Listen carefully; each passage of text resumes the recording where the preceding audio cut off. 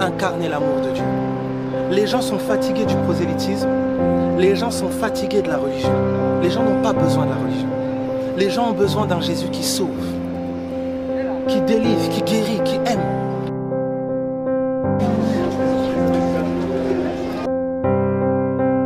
Vous êtes, en fait, en tant que disciple de Jésus-Christ, vous êtes la solution des nations.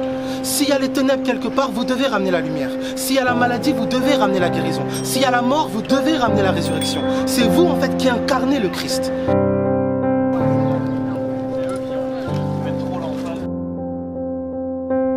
Vous rentrez dans l'œuvre de quelqu'un. Vous ne venez pas avec vos sabots, non, on va gagner le monde, non. Vous rentrez dans l'œuvre de quelqu'un.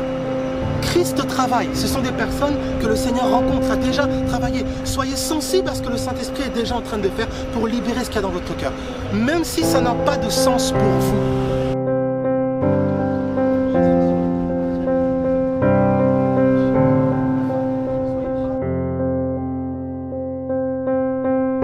Philippe le croise, boum, c'est une rencontre spirituelle. Quelque chose se passait déjà dans cette eunuque-là. Philippe a juste été le sceau et il est passé.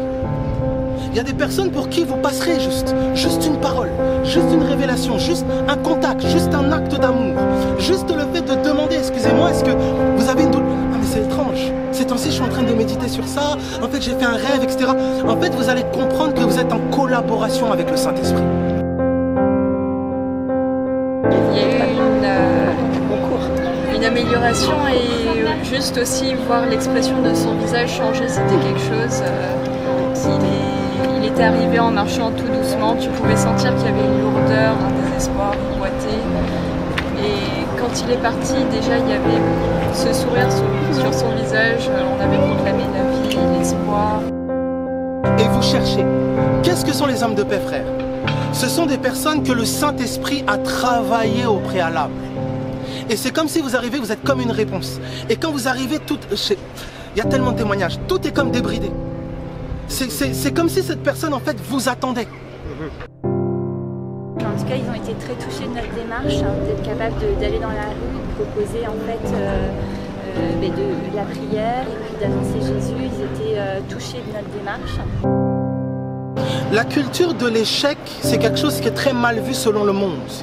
Mais en Christ, vous évoluez, vous progressez, vous grandissez. N'ayez pas peur de taper à côté, n'ayez pas peur de ne pas voir une manifestation immédiate. N'ayez pas peur d'oser et d'être ridicule.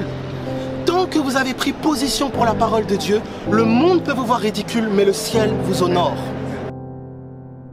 Toutes ces filles ont dit qu'elles ont vraiment vu la main de Dieu. Voilà.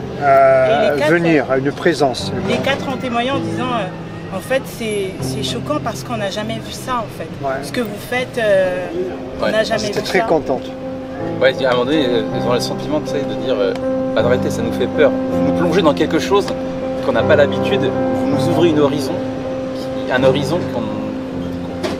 qui nous plonge vers une éternité. Enfin, c'est pas les mots qu'elle a dit, mais c'était oh arrêtez, ça nous fait peur. Attendez.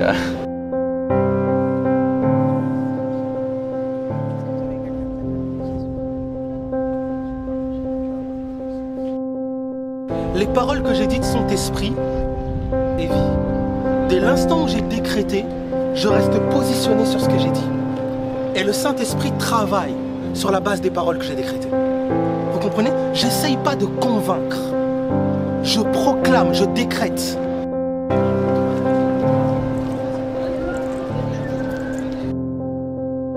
Ce qu'elle a fait, c'est ce qu'elle commence à proposer, c'est de dire bah écoute, il y a des choses que tu peux pas faire.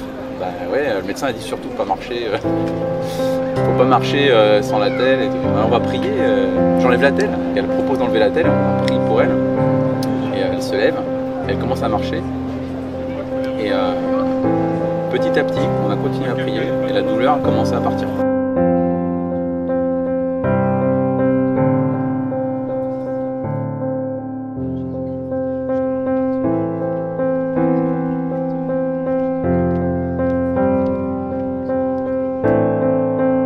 Maintenant, je vois qu'on peut apporter autre chose, on peut leur apporter Jésus carrément. Donc c'est vraiment, je pense que c'est une autre dimension, voilà, c'est quelque chose qui... Wow.